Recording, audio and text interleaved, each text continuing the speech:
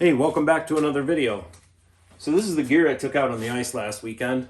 And for this intro segment, I'm probably just going to hold the camera and talk about the gear. We might even be able to get through this a little quicker than normal because some of this stuff I've already talked about recently, or I have full videos about individual pieces anyhow. So I'm going to show you guys the gear, and then we'll wrap this up with game footage. It was a fun game. It was a pickup game, kind of a practice session again for the Old Timer League. I had a blast. And I had, the day before, I had played on the outdoor ice, and I'll put a link to that video here as well. But I was whipped. I was tired. I was sore. And I was really worried I wouldn't make it through this 50 minutes of ice time on the Sunday. So ended up going out all right, and I had a good time. So video is pretty good and it's pretty short, so you might want to stick around and watch that.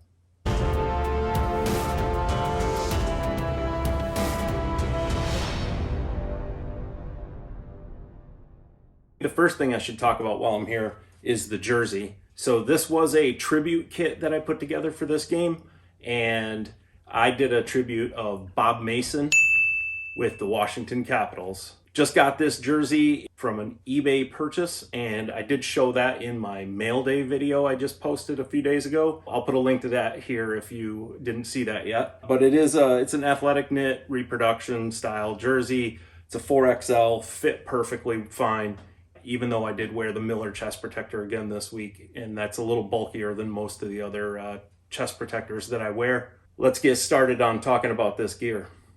All right, so first up, we're going to talk about the pads and the knee pads. So these are my white-on-white Cooper GP Pro pads, and these are foam core pad, white on white. I did a whole review on GP Pros and the whole entire model lineup of the Pro model line. And I want to point one thing out, because in that video, I said something that I actually haven't done on this pair of these pads. In that video, I talked about these nylon straps and the fact that the pads have the plastic clamshell quick connects. One thing I mentioned was that I usually replace the lower strap from the skate area with a leather strap, and I did not on this pad. That is a pain in the butt when you're trying to put these things on, because to do this kind of a one-handed way just is not easy. To run that strap through, pull it to get the tension, and then also clamp it down, really difficult to do. So these will go on the workbench, and I will replace that strap if I have a white strap for each pad available, because I'm not sure I do. In relation to the pads are the knee protection. These are the GP KP knees, and they're very much like the GPX knees that I wear quite often and have shown you in other videos. But these have a little Velcro 3-inch or 4-inch tab at the bottom. And that is designed for, on the inside of the pad, there is a Velcro patch. And so it's supposed to line up and stick and stop your knee protection from rotating around or sliding down or any of that stuff. The Velcro is pretty good. I do have to clean it out again because it does get fuzzies built up inside of there, but it does hold them pretty well. I notice it most when I take my gear off after a game, that the knee protection is nicely stuck inside. So again, I've already talked about GP Pros in great depth and detail in their own video, and I will put a link to that up here. So next we'll talk about the gloves. Gloves, GM12 Durasoft blocker. This one's a beauty. It's in very nice shape. Palm is good. A little bit loose, but not bad at all. No holes in it. Everything about this blocker is in great shape for its age. You don't normally see them this clean. For the trapper, I went with a GM31 second generation. There were two variants of that glove. I don't have the one I think Bob Mason wore, and I have a couple other gloves here to show you just what I'm talking about. So I'm going to set that there, that's a GM31. You can see this cuff and cheater. And then this is the first version of the GM31. Sorry, it's upside down. With the different cuff and the leather strap cheater with the lace wrapped around it.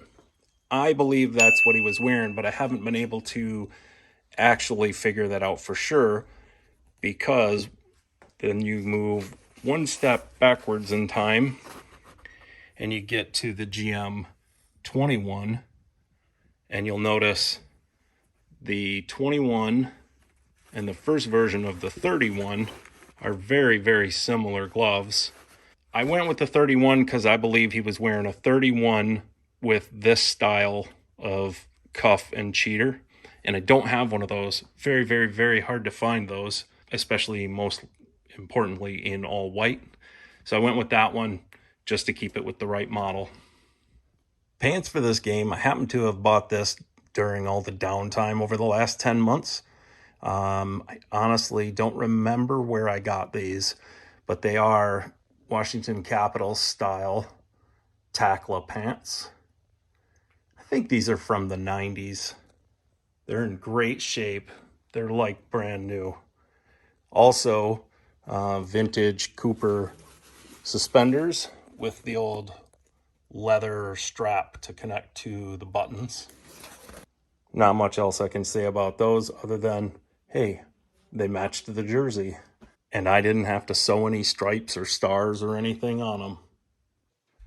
I'm not really going to spend much time talking about the chest protector because I just wore this and just featured it and talked a lot about it.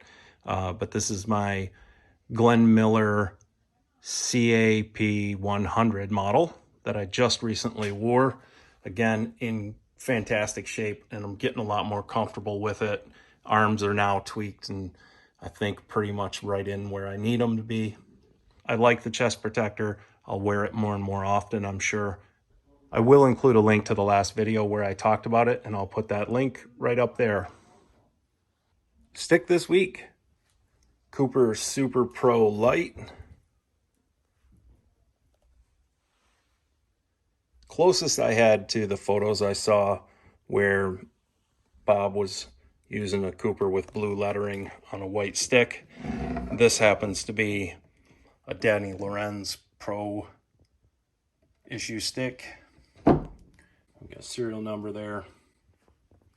It's in great shape, solid. There's a little wear to it. I did slap some black tape around it right before leaving because it had white tape. In fact, I cheated because I was running low on time, and I actually put the black tape right over the white tape. But I wanted to have it, look right since I was doing a tribute. Well, now for the melon protector. So if you remember, I just had that, I made that tricolor, was it yellow, red, and black combo? Well, that was the only easy, accessible red that I had. So I had to tear that all down. And then while I was reassembling, I had to do things right. So this is the first time I've ever done this to this extent. You'll notice no ear guards, no J-hooks, and also that means no neck strap either. So this is as close as I could tell from photos the way Bob wore his SK2000 HM30 combo. And again, you see it does hurt the look a little bit, but hey, I get to play hockey because of it. I do have my COVID mask tied in inside of there. And HM30, no dangler either. I gotta say, I kind of liked it. It felt really cool, a lot less warm to wear. Not that combos are all that bad in the first place. I really like this red shell. This is a real nice helmet, and the cage is in great shape too. Well, there you have it. That's the gear for this week. My dog won't stop barking, so let's go ahead and just roll into that game video. And if you don't mind, if you like this video, and you can hit that subscribe button and that bell notification so you can get an alert when I post new videos. It would help me out, and it'll help you know when I post more videos with my cool vintage gear. Thanks.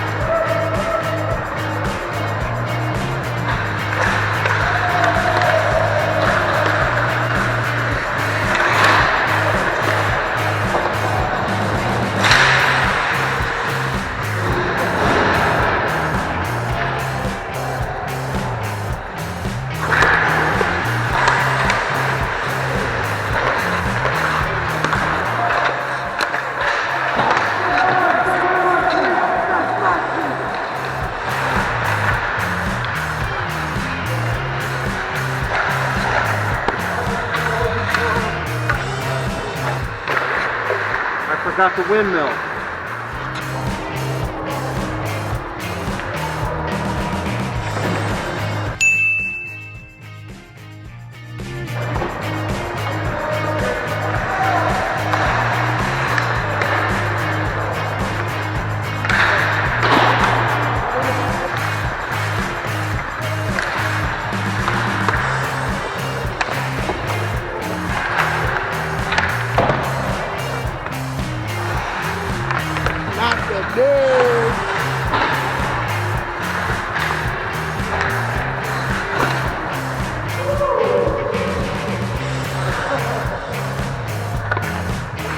That was a late windmill.